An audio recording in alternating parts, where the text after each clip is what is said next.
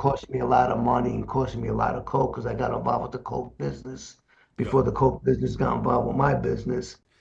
Um.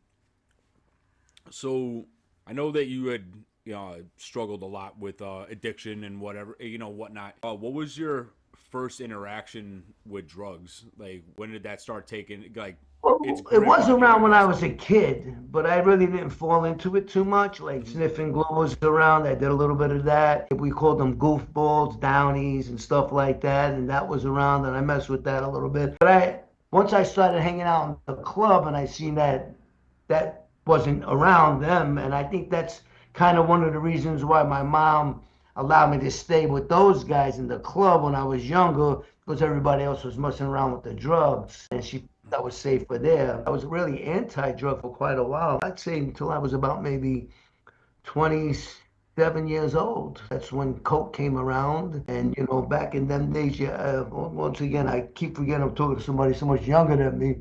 But back in like the 70s, early 70s, you had Superfly and those kind of movies where the drugs were big, people driving Cadillacs and all that kind of stuff. So that infatuated us a little bit.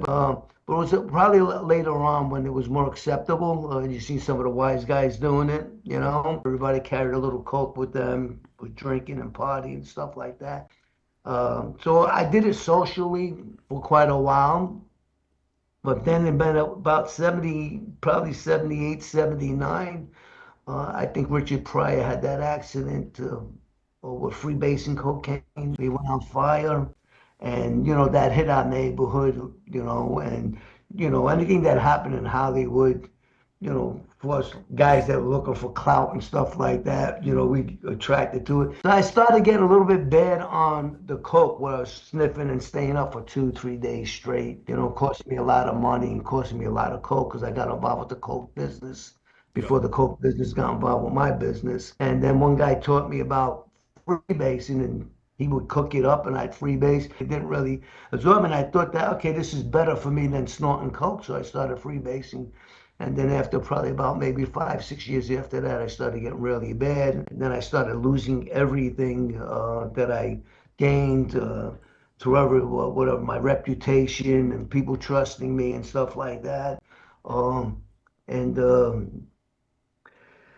Then crack cocaine came around. It was the cheaper high. I couldn't afford to get coke to buy coke and have them cook it for me. So I did the crack, which was $5, $10. You get a couple of hits off of it and stuff like that.